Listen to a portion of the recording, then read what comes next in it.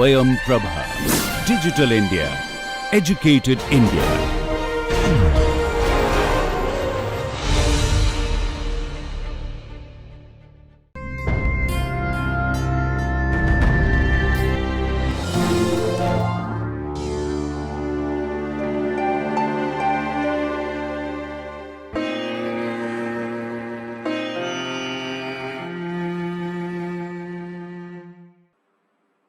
Hello and welcome to this session on information systems. This session is meant to introduce the concept of what information systems are, their components, the various uses that we put to in our life of information systems, the various types of information systems, a little bit about developing information systems and similar. This is meant mainly for students of BBA and MBA, especially those of you who are not from a technical background, to give you an introduction, because information technology and technology in general are going to play a leading role in your careers and our lives. Hence, it's important that we understand what information systems and associated technologies are. However, even others, not necessarily BBA students or MBA students, even others also may find this interesting and a good introduction to what information systems are.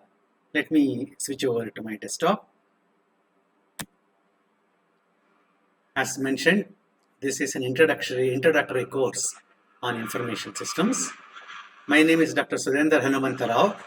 I am the Dean, Faculty of Management and Commerce at Manipal University in Jaipur. This program is being broadcast on Swayam Prabha channel 60. So, what are information systems? At various times on TV, in books, in every other conversations, we keep hearing terms, all kinds of terms. Computers, hardware, software, think terms like firewalls, server. Sometimes we try to call a call center and they say server is down. Systems, my system is not up, my system is running, my system needs to be brought up. You might have heard a term like a mainframe.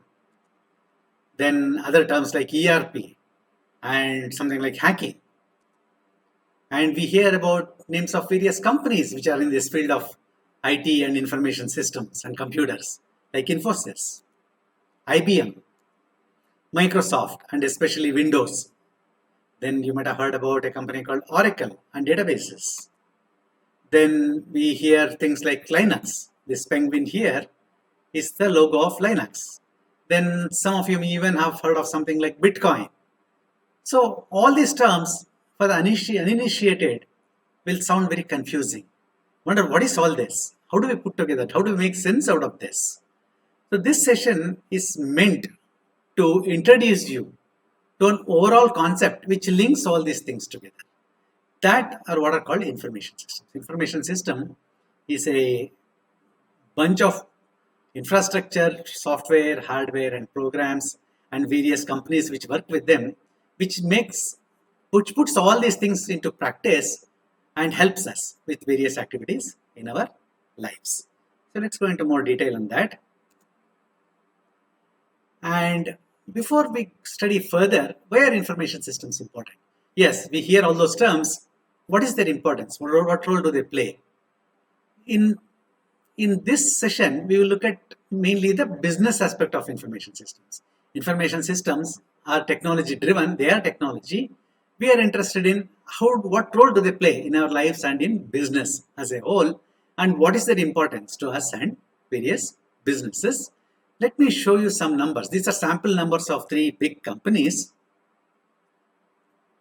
This shows that this first column is the total revenue of the company for some year of 3 big companies. Second column, out of that, how much are they spending on information systems? And what is that percentage? And how does it compare with their profit? The first company is a financial institution. Out of a revenue of 96 billion on this year, this company spent 10% on information systems. Think about it. It's such a big component of their spending. As well as their profit is only like 24 billion. 40% of the profit it goes into information systems. Another company, big retailer, the turnover is 486 billion. Even this company spends about 2.5%, about 10.5 billion on information systems, when the profits are slightly more than that, just 13.6 billion. Third one is a little smaller company, small airline. Even that small company spends 3.3% of their revenue, 200 million, on information systems, whereas their profit is only 814 million. These are the three companies. First company is JP Morgan, second company is Walmart, third company is an airline called Alaska Airlines. As you can see, information systems are a big part of what companies spend on. It's a big component of their spending. And why do they spend so much money? Companies try to maximize their revenue and profits, but they're also spending so much money. Obviously, they're spending so much money for a reason, which helps them. The main reason is it helps them do their work better and increase their revenue and profits. That is the importance of information systems. Information systems are what are called a cost center, big cost. So companies are willing to spend a lot on information systems. Information systems, sometimes people use the term information technology and information systems interchangeably. We need to remember that information systems is the overall concept. Information technology is a component of that information systems. So we will see what it is. What is an information systems? It's an entity, it's an object. Information system, when we say, it's an object of many parts. It consists of products and processes and people. So we can say information systems is an intersection of three things.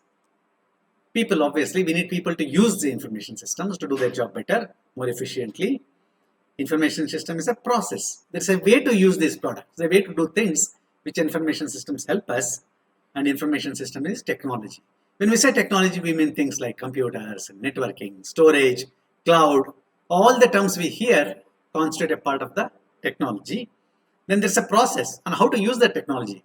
We turn the system on, we click here, we open a web page, we create a web page. These are all processes to use information systems. Then we have people who use these things. They use the technology, they apply the process to do their job. We use it. Even in our daily lives, we use, for example, we send email, we create a file, we create a document, we create videos. This is an example of people using technology and a process to create an information system. The information system is an entity, process, product at the intersection of people, process, and technology. Why are they important? In the second slide, we saw how much money organizations, companies are spending on information systems. That tells you why how they are important. Why are they important? The main reason is that information systems today are an integral part of any organization. Whether we want to open a bank account, whether we want to transfer some money, whether we want to buy a railway ticket or an air ticket, whether we want to make a hotel reservation, whether we want to buy groceries or a travel booking or send an email, get in touch with our friends and relatives across the world. In each of these steps, we will be using an information system. Likewise for companies, every aspect a company does, starting from taking an order, advertising, fulfilling that order, collecting the money, manufacturing, paying salaries to employees. Every aspect of business is today supported by information systems. It would not be wrong to say that without information system, many organizations would collapse, because every aspect of running the organization depends on an information system, and that is the importance of information systems. Information systems help in operations, whether it's manufacturing, in which ERP packages are used, whether it be services or retail, where what are called point of sale, CRM, supply chain, various other software is used.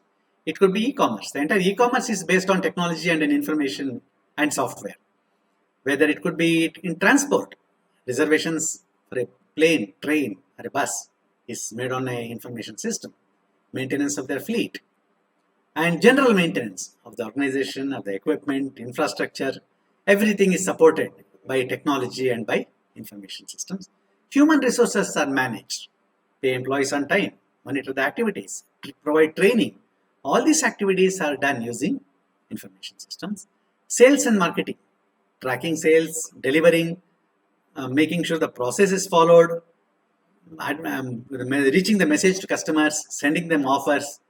All these things today are done using information systems. Finance, of course, was one of the fields which most heavily uses information systems. Even things like audit, financial audits, technology audits, compliance are monitored using information systems.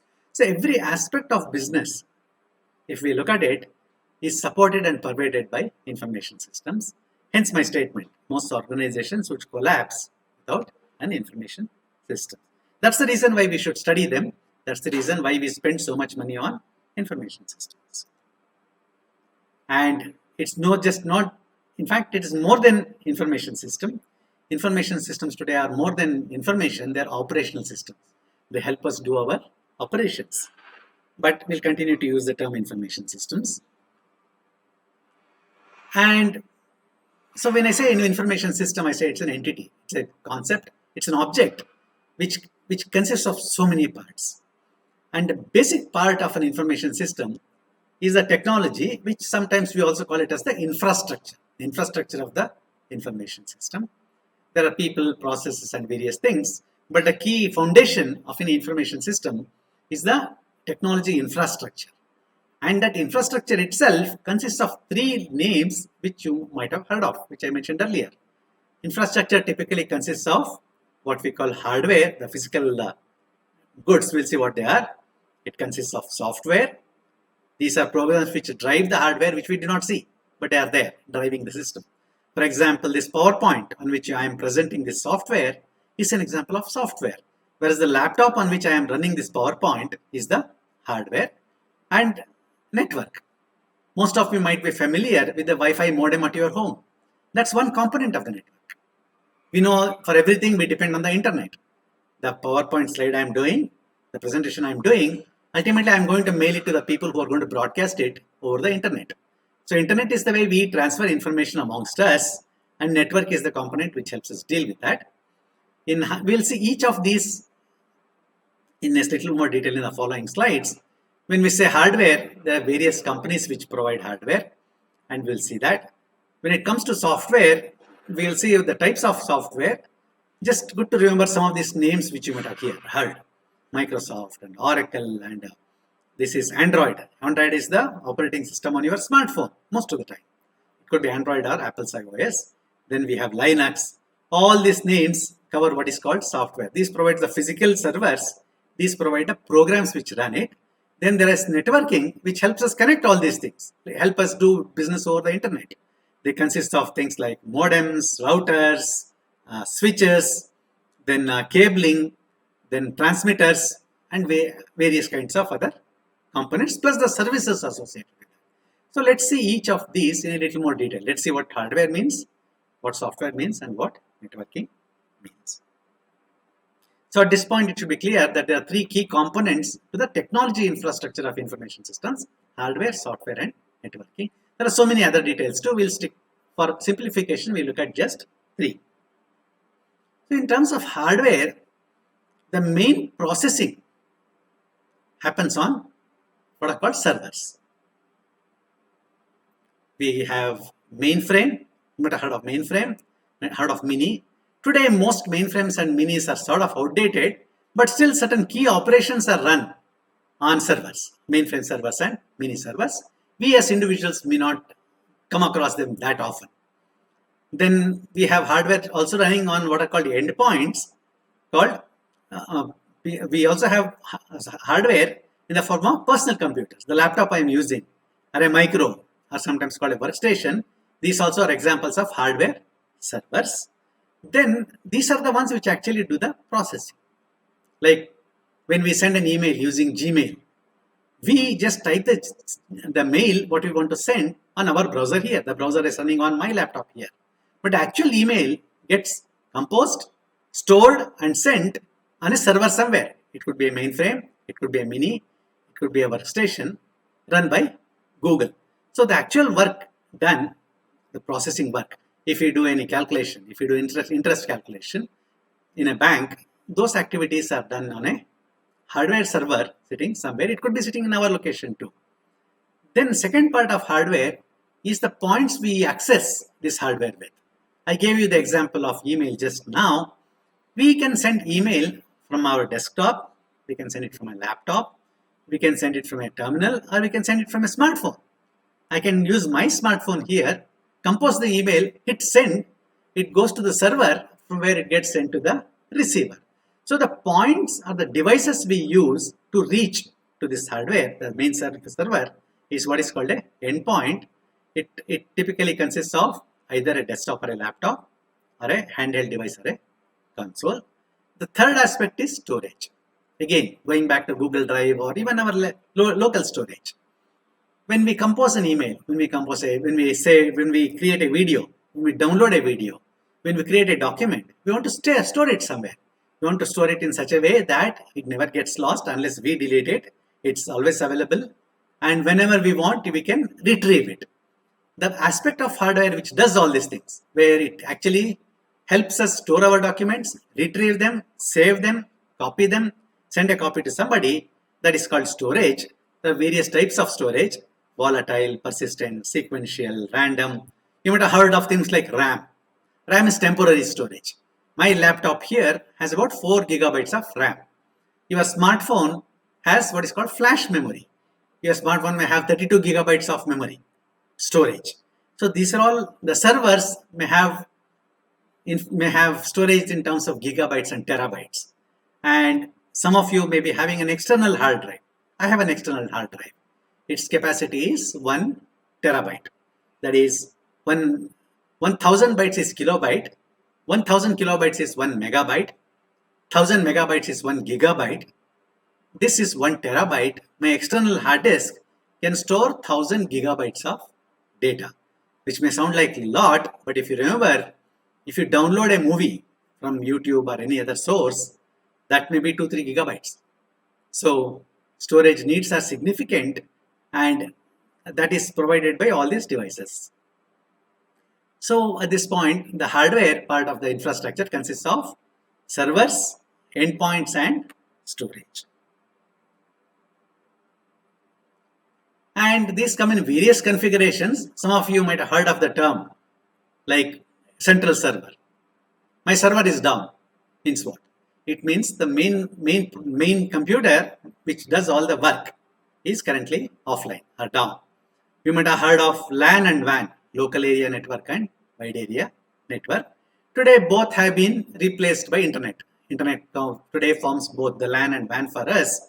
So we no longer refer to networks, we refer to the internet work, which is nothing but a network of computers across the world.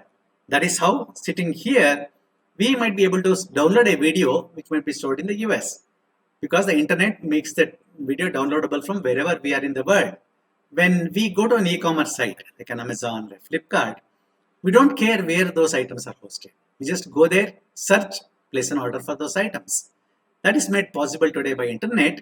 Historically, it used to be part local networks or wide area networks. Both are covered today by what is called the internet.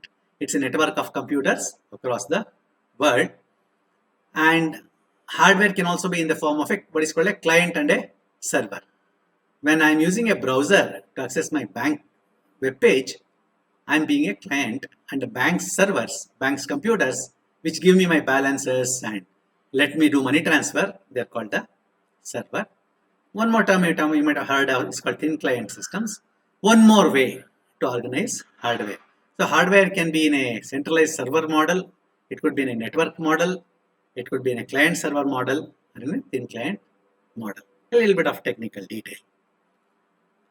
Next, let us take a look at what is called hardware, software. The three components of infrastructure, remember, hardware, software, and networking. So what is software? Anything other than the basic hardware device which helps us do the computing can be called software. The Microsoft Word we use is software. The PowerPoint I'm using here to make this presentation is software. The video recorder I'm using to record this talk is software. The email we send is software. The browser we use to access my bank page or YouTube or Amazon Prime is software. The video player, whether it's VLC or Microsoft Media or something, that is software. So everything else, the key aspect of software is hardware is fixed. Once I get this laptop, that's my laptop. Those are the capacities. But what I can do on this laptop, I can change by putting different softwares. When I bought the laptop, the moment I put a word processor like Microsoft Word, I made this laptop capable of typing a document, saving a document, formatting a document. When I downloaded VLC player and put on this laptop, I made it capable of showing me a video. When I put an email server or when I put a browser like Opera, I'm making my laptop capable of starting a browser and reaching into websites across the world. If I don't want to use my laptop for email, I can go and remove the software. My laptop no longer does email. I want it to send voicemail. They can put a voicemail software on my laptop. It does voicemail. Or in the case of a smartphone, which most of us use, all the apps, the basic Android, which makes the smartphone run, itself is software. In my case, it is Windows 10. It's called the operating system. All the apps you download, whether they be games or apps of these various vendors or Google apps and email, an app for email, all those are examples of software. They help us do what we want the hardware to do. Software is a set of programs and instructions which help us. If I want to use it only for email, I can use this laptop only for email. If I want to use it only for word processing, I can make it use it for word processing. If I want this laptop to do both, I can, by downloading correct software for both, I can make this laptop do so many things. That is what you do on your smartphones also. If you want it to do banking, you download the bank's app. If you want to play a game, you download that app which does that game. So software is flexible. It's not fixed like hardware. It's flexible. It is programmable, as we say. It is developed as a program. And that's what helps us make use of the hardware. And how do we classify? How many types of software are there? There are many ways to classify software, really, based on operating system, this, that, and all. One useful classification between types of software is what I call a system software and application software. System software is that software which helps us use the hardware, which the hardware uses to run itself. Like software used by hardware to manage itself. There are various device drivers, BIOS, things like that. It may be used tools which we use to develop these apps, develop these applications. You must have heard of Java and C++ and various visual tools, Photoshop. These are all tools we use to develop applications. System software is not we as final users use. It's used by professionals to develop other applications. It's used by the hardware to manage itself. It's operating systems, the first program which runs. For example, when I start my smartphone, I have an Android smartphone. So Android is the system which starts first. If you're using an Apple iPhone, you'll be using an operating system called iOS. The moment you turn on the Apple iPhone, iOS comes up. The moment I turn on my laptop, Windows 10 comes up. So the program which runs on top of hardware and helps us use the hardware, first program, is called an operating system. That's an example of system software.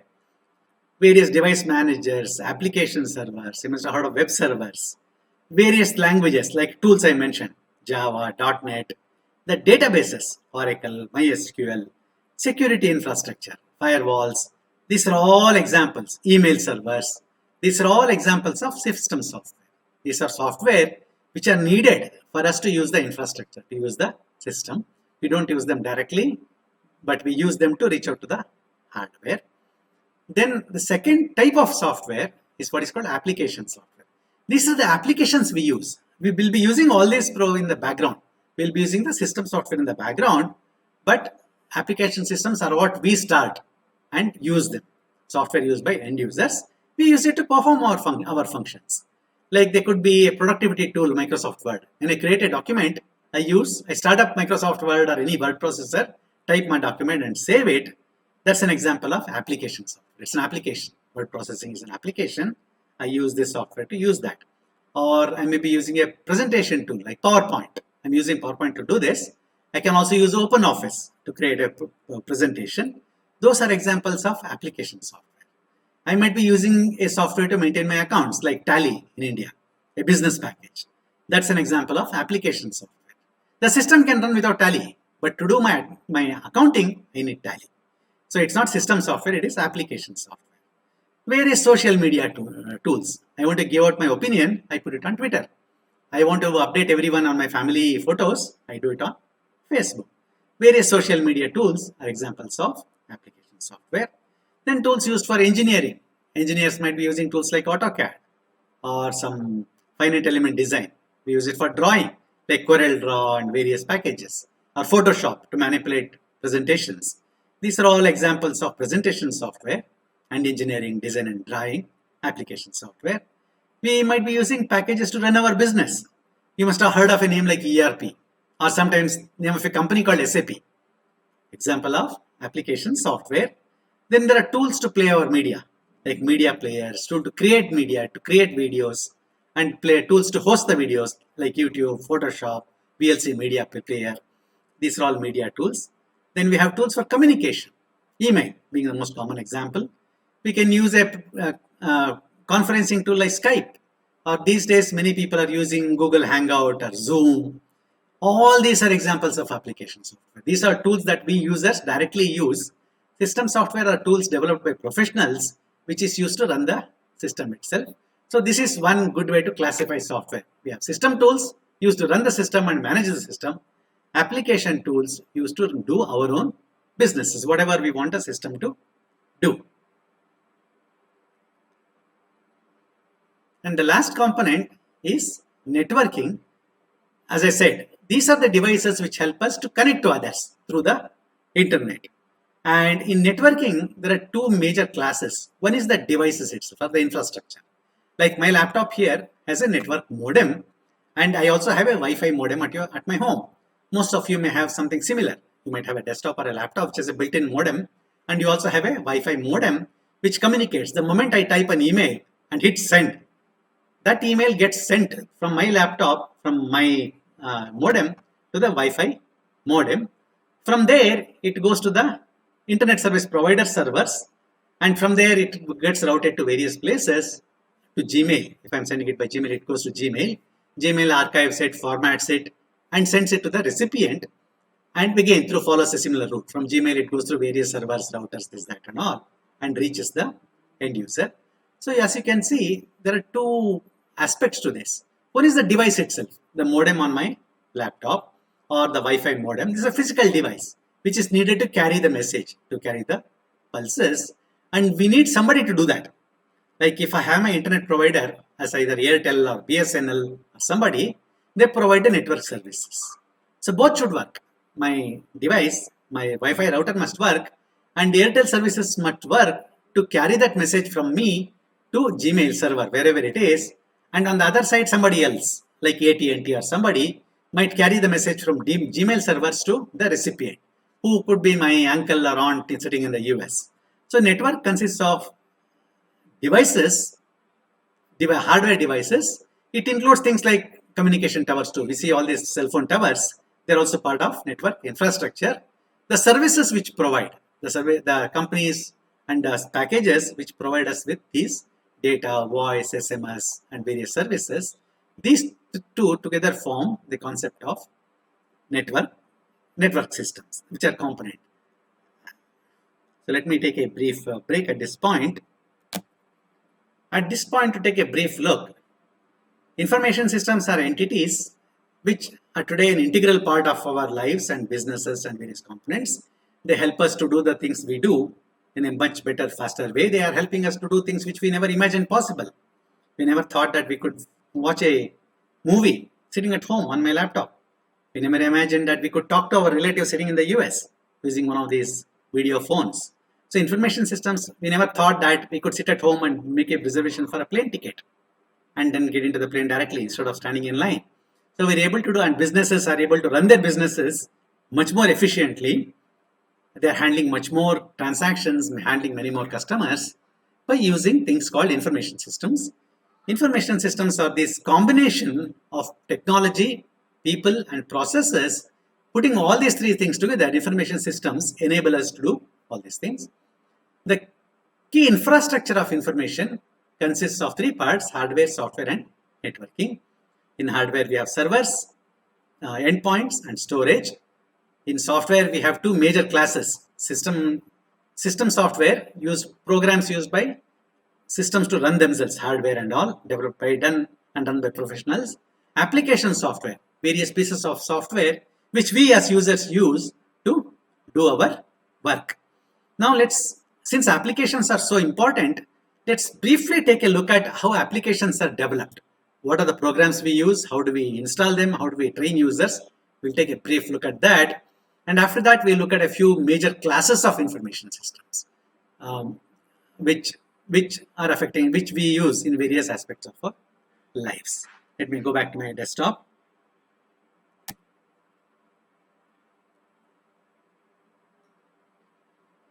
So a big component of information systems are applications. They're one of the three components, and applications are developed using what are called languages. This is what you hear when somebody says, I know C++, I know Java. Do you program in PHP? They actually mean what is the language you're using, and sometimes we should think of language platforms. What's the language platform on which your application is developed? It could be a Java platform, .NET platform, or these days what is called a LAMP platform. A big component of any platform is what is called a programming languages. So what is a programming language?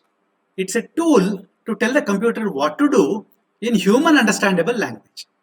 If somebody writes, let A equal to 5, B equal to 8, C equal to A plus B, it makes sense to us. We are saying A is a number has a value of 5, B is a number value of 8, and C is a number which is A plus B, which will be 13. So we are writing it in a human-like language. When we feed it to a computer, computer also understands that. It's a tool. We are telling, take A whose value is 5, take B whose value is 8, give me the value in C, and computer says C equal to 13. So programming languages are tools to tell a computer what to do in a human understandable language.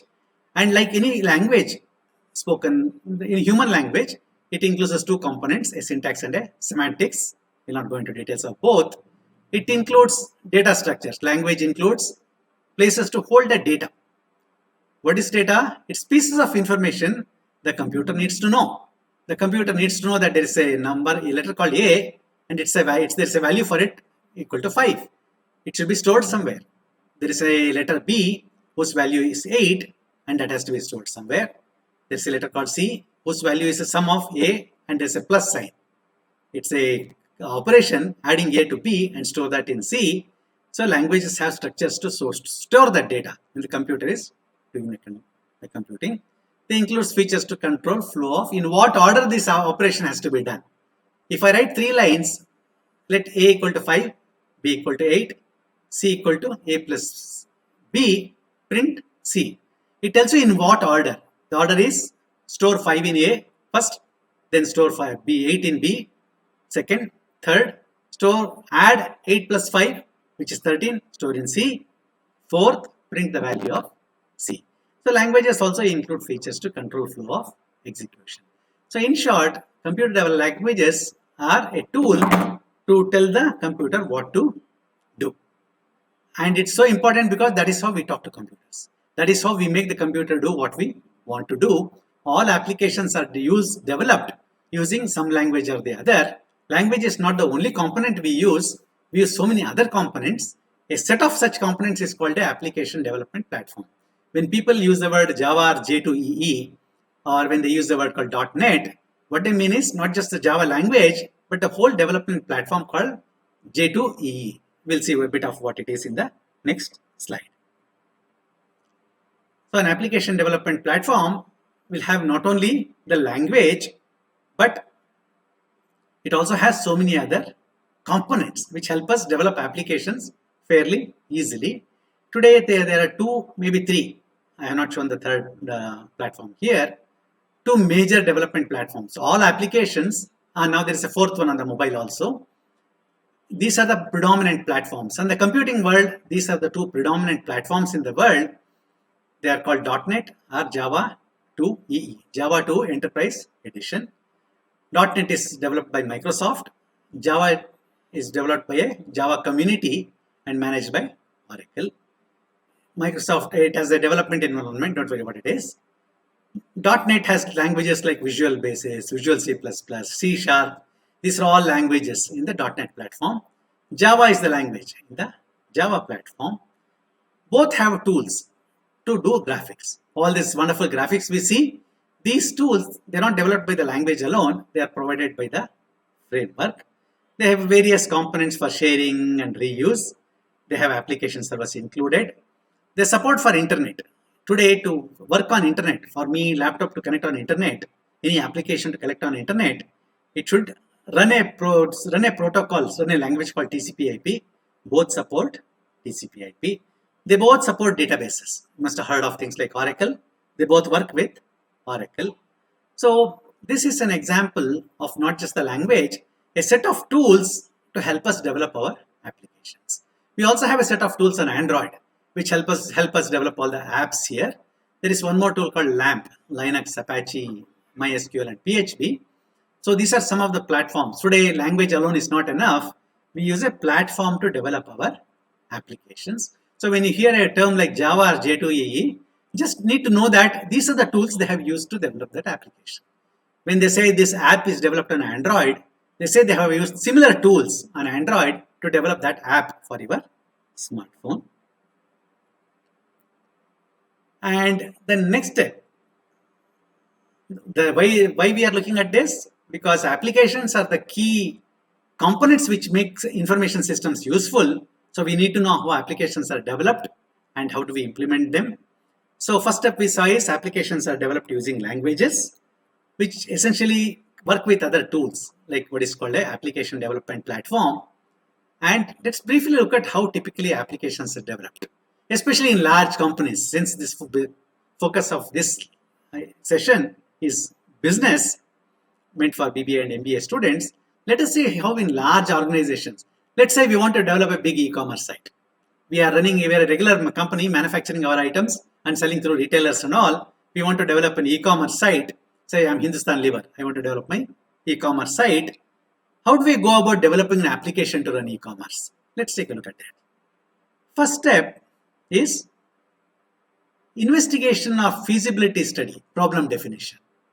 The company decides that we need to develop an e-commerce site to sell our goods online. That's our problem. We do some study to find out, can we develop an e-commerce site? So we do a study, find out who is developing it, how much it's going to cost us, what are the things, is it worth doing, do we need to do? Once we define and do a preliminary study, we come to the conclusion that yes, we need to do an e-commerce platform. It is possible. We need to do it using in this manner. And these are the things it does.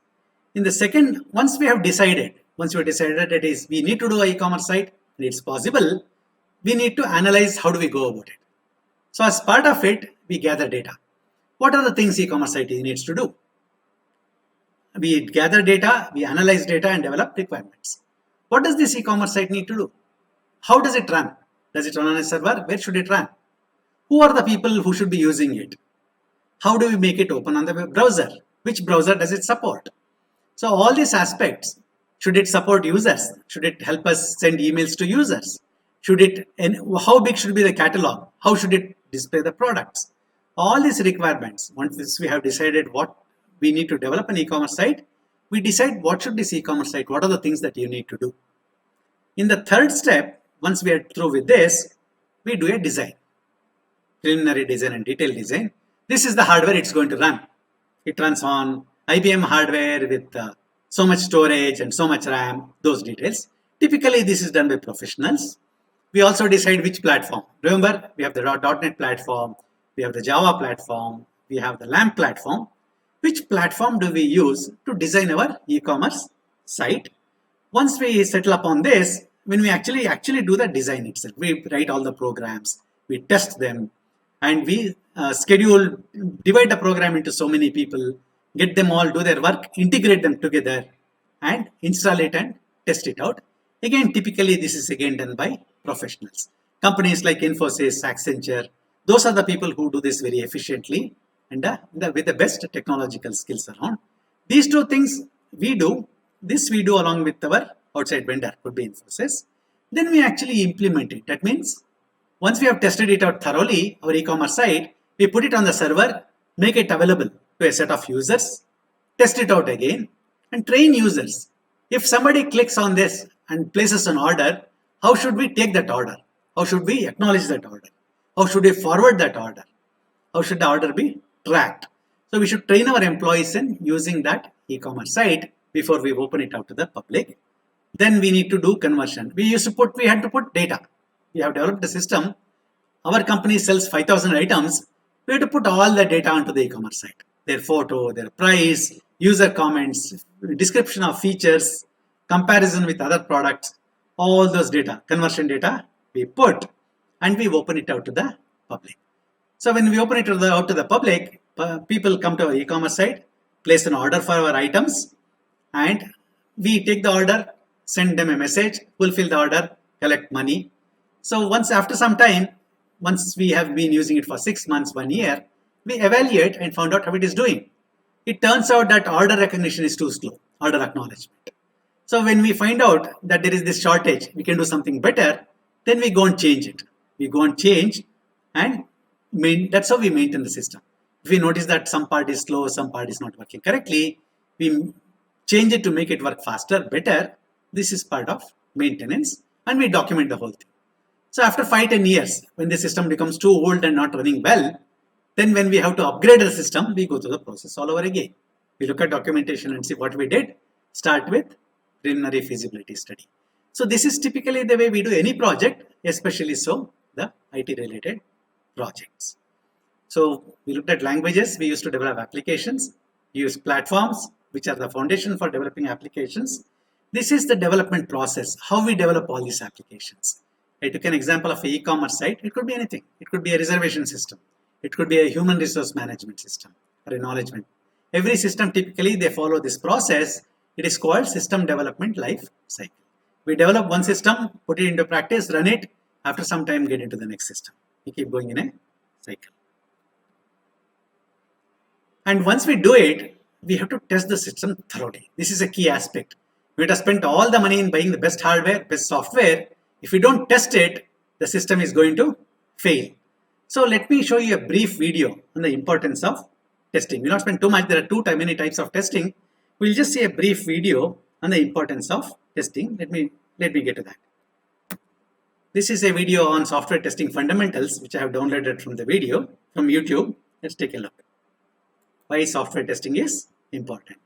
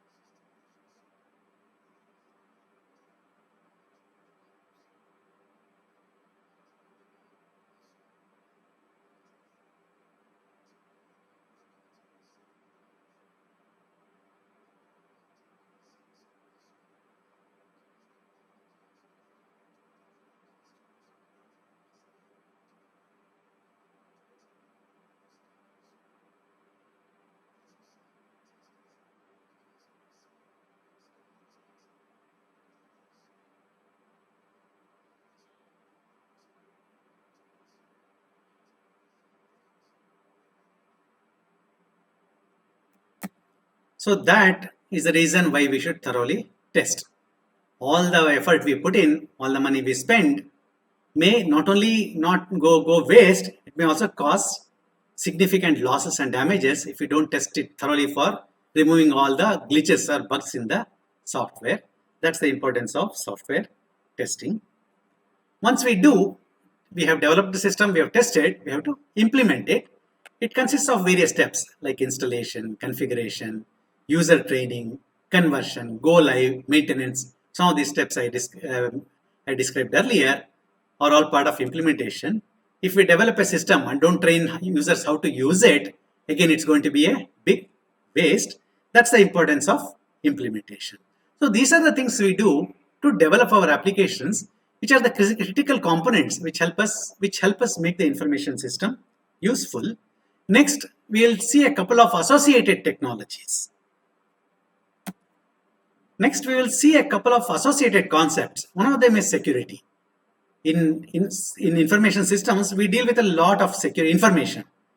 We need to store a lot of information about people, processes, financial information, people's data.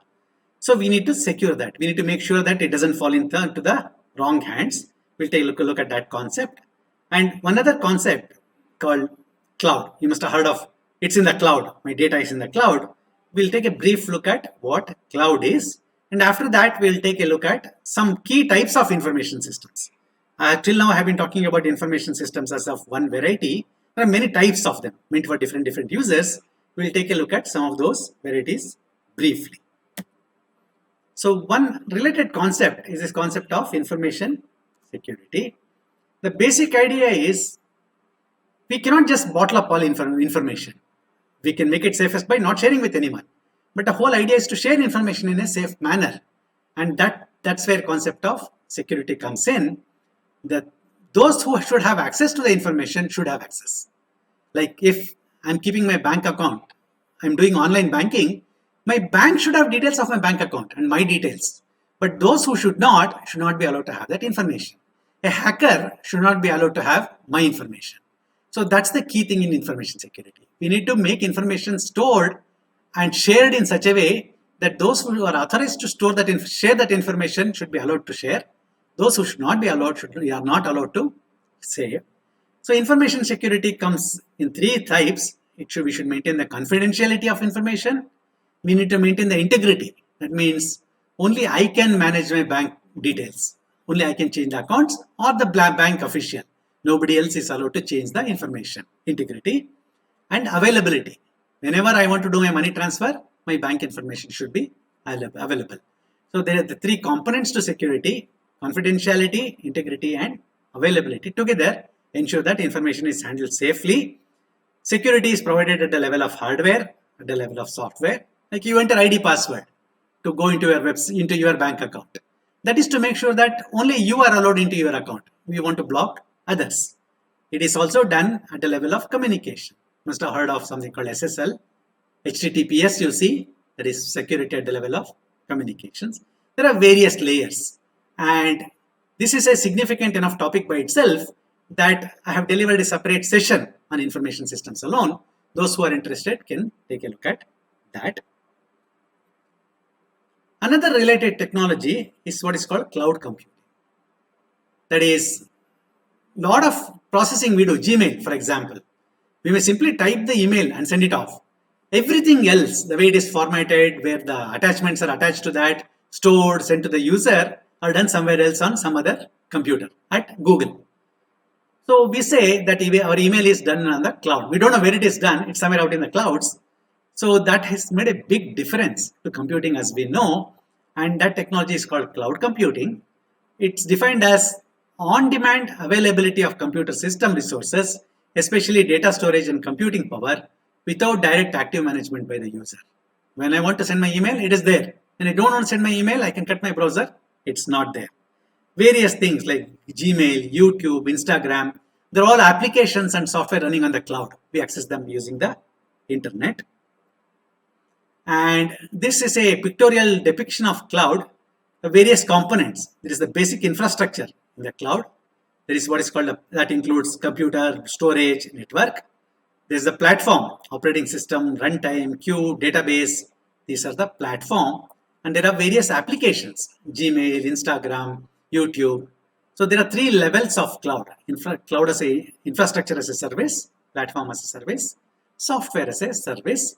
This is a basic, very elementary pictorial representation of the cloud. It's shown in the cloud because traditionally internet is shown as a cloud. And we, using our laptop, smartphone, tablet, desktop or servers access all this computing power over the cloud. This is again an important concept by itself, that there is a separate session on cloud technology that I have done. Again, those interested can take a look at that. And now, before the last step, let's take a look of types of information. As already by now you must be familiar that there are information systems we use, like Gmail. For a personal use, there are information systems that a business uses, like to manage their human resources, to manage their inventory, to manage their orders.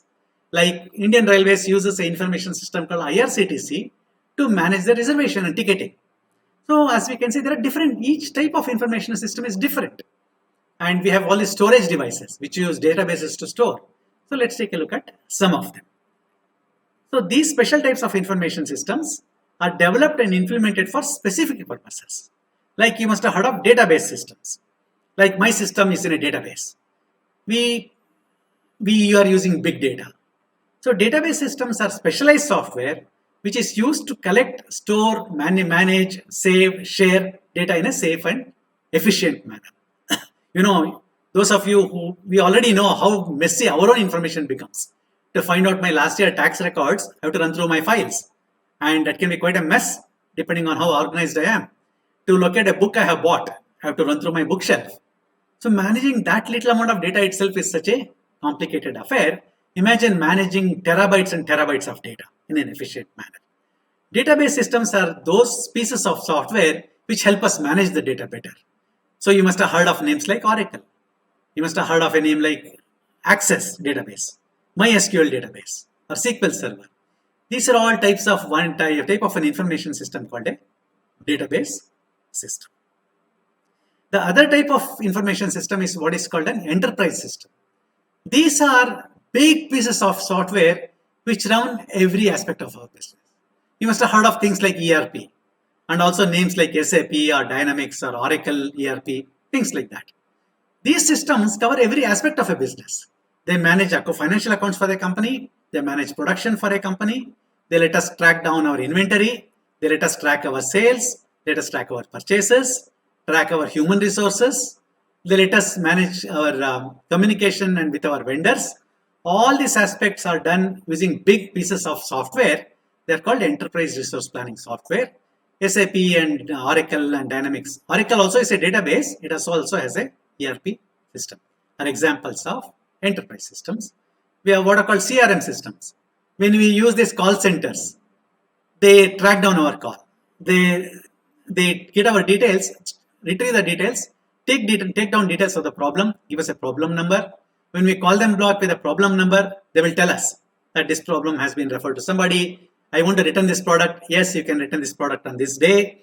And when we do at each of these steps, they send an email back saying that you spoke with so and so. This is your registration number. Any problem, call us back. When the actual problem is solved, they send an email again saying, hope your return went smoothly. Please give us a feedback. Such things are done using a software called Customer Relation Management System, CRM system. We have HR systems like PeopleSoft. They help a company manage its own employees. So all these are an example of a special type of software called enterprise systems. Then we have software to manage transactions like IRCTC, various reservation systems like various ticketing software, or the software used in supermarkets like Big Bazaar and Reliance. When we go, they chart the items, they scan the items, take the price. If there is any discount available, apply, print the whole receipt together. These are called transaction systems. They manage the transactions phase in a quick time. This is called point of sale used in supermarkets. There are another kind of information systems called transaction systems. Then there are what are called control systems. For example, all the train systems, the signaling systems, the switching systems, air traffic control system, systems to manage shipping traffic, systems to manage highway traffic. All these are examples of what are called control systems. And then there is this new technology called blockchain, which is a completely different, complete field by itself, which is helping us to do so many things in a new manner. And associated with that, what are called cryptocurrencies. like Bitcoin, Ethereum. All these things are a whole new world of what information systems do. They leverage all these activities. They leverage security, they leverage applications, they leverage databases, they leverage the internet to come up with this whole concept called blockchain, called cryptocurrencies. Again, an important concept by itself. There'll be another lecture based on blockchain and cryptocurrencies. And there is another specialized kind of information system, namely social media. Instagram, Facebook, these all enable us to socially connect with the outside world, with our friends, friend circle, WhatsApp.